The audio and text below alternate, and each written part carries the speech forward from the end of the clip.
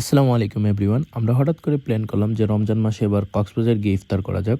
যেই কথা সেই কাজ, আমরা প্ল্যান করার সাথে সাথে বিমান টিকিট কাটলাম আর কক্সবাজারের উদ্দেশ্যে রওনা দিলাম। আর আমরা ছিলাম ইব্রাহিম প্লাস বিশ্ব ওইখানে বসে আছে। দেন আমাদের ফ্লাইট কক্সবাজারের উদ্দেশ্যে উড়াল দিল। বাই দ্য ওয়ে আমাদের এখানে স্ন্যাক্স দিয়েছে, বাট আমরা রোজা রেখে দেব। আর এদিকে হচ্ছে মুজিবও রেখে দিচ্ছে, বাট আমাদের বিশ্ব খেয়ে ফেলছে just because সে রোজা না।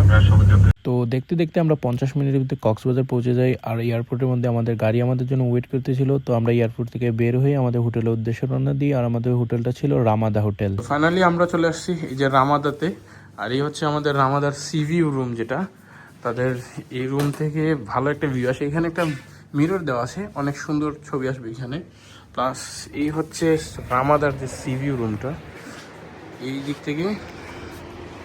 আর এই মুজিব ভাই খুব বিজি, যাই হোক। তো আমার কাছে এই রুমটা ওর্থেট মনে হয়, কারণ আপনারা যখন সিভিউটা দেখতে পারবেন সেটা অনেক বেশি সুন্দর। যেহেতু আমরা সকাল সকাল এসেছিলাম তাই আমরা অনেক সময় ঘুমাই। ঘুম থেকে উঠে আমরা হোটেলের রুফটপে চলে আসি। আর আমাদের হোটেলের রুফটপটা আমার কাছে অনেক বেশি ভালো লাগে, কারণ এখান থেকে অনেক সুন্দর একটা ভিউ দেখা যায়। তারপর এখানে একটু ঘোরাঘুরি শেষে আমরা আবার নিচে চলে যাই। আর এখন আমরা যাব ইফতার করতে। তো রমজান মাসে আসলে সমুদ্রের পাড়ে কক্সবাজার আসলে বিশেষ করে এখানে সমুদ্রের পাড় একদম ক্রাউড ফ্রি থাকে এবং মানুষ একদম কম থাকে এবং সুন্দর একটা ইফতার করা যায়। এই জন্য কিন্তু আমরা প্রতিবার রমজান মাসে কক্সবাজার চুজ করি। এখন আমরা বেরিয়ে যাচ্ছি ইব্রাহিম আর কি কয় বিশ্বর জন্য। একজনও বের হচ্ছে না, খুবই দুঃখজনক। আমরা তিনজন রেডি, কিন্তু ইব্রাহিম টাকা গুনতে ব্যস্ত। ইফতারের জন্য প্রথম ধাপ আমরা এগিয়ে গিয়েছি।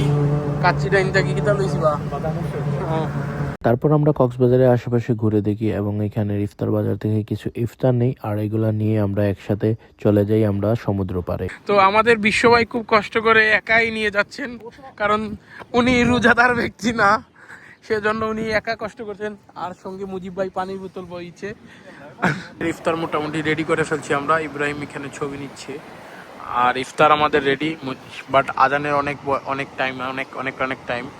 আর এদিকে হচ্ছে গিয়ে পাহাড়, আর আমরা এদিকে ইফতার আর সামনে সমুদ্র। আর ওয়েট করতে করতে আজান হয়েও যায়। আর আমরা সফলভাবে প্রথম দিনের মতো ইফতারটা আমরা সমুদ্র পাড়ে কমপ্লিট করে ফেলি। আমাদের অলরেডি ইফতার করা শেষ এবং রাত হয়ে গেছে, বাট আমরা যা খাবার যা ওয়েস্টেজ ছিল সব আমরা এখানে পলিথিন বন্দি করে নিয়েছি এবং এগুলো আমরা একটি নির্দিষ্ট জায়গায় ফেলে দেব। যারা সমুদ্র পাড়ে ইফতার করতে আসেন না কেন, তারা কিন্তু অবশ্যই এই ভুল করবেন না, এগুলো এখানে ফেলে যাবেন না, এগুলো আপনারা সাথে নিয়ে যাবেন, নিয়ে নির্দিষ্ট স্থানে ফেলে দিবেন। তো আমরা প্রথম দিন ছিলাম রামাদাতে আর দ্বিতীয় দিন চলে এসেছিলাম জলতরঙ্গে এসেছিলাম। আর ওদের চেকিং টাইম যেহেতু 2টায়, আর ওরা 2টার সময় আমাদের রুম দিয়েছিল। রামাদায় অবশ্যই একটু আগে দিয়েছিল। তো রুমে চেকিং করেই আমরা চলে আসি সুইমিং পুলে, কারণ জলতরঙ্গের সুইমিং পুলটা ওপেন ছিল, সেজন্য আমরা সুইমিং করতে চলে আসি। তো অনেক সুন্দর ছিল জলতরঙ্গের সুইমিং পুলটা। অ্যান্ড সুইমিং শেষেই আমরা চলে আসি ডোমিনোজে, কারণ আমরা ভেবেছিলাম যে দ্বিতীয় দিন আমরা পিৎজা দিয়ে ইফতার করবো, তাই আমরা ডোমিনোজে চলে আসি। আর পিৎজার সাথে আমরা কয়েকটা আইটেমও নিয়েছিলাম ওদের। দেন সবকিছু রেডি হয়ে গেলে আমরা চলে যাই সুইদা আমাদের জলতরঙ্গের সাইডে যে বিচ ছিল সেটাতে, এবং এখানে গিয়ে আমরা ইফতার ডান করি।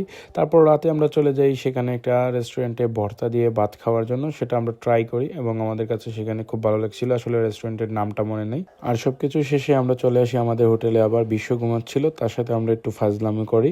আর এই ছিল আমাদের কক্সবাজারের ব্লগটা। আর নেক্সটে আমরা আসলে জলতরঙ্গ এবং রামাদা এই দুইটারই ভিডিওটা নিয়ে আসবো, হোটেলের সম্পর্কে এবং হোটেল ডিটেলস সবকিছু সম্পর্কে। আর এটা ছিল আমাদের শেষ দিন। তো সকালে আবার আমরা চলে আসি বাসায়।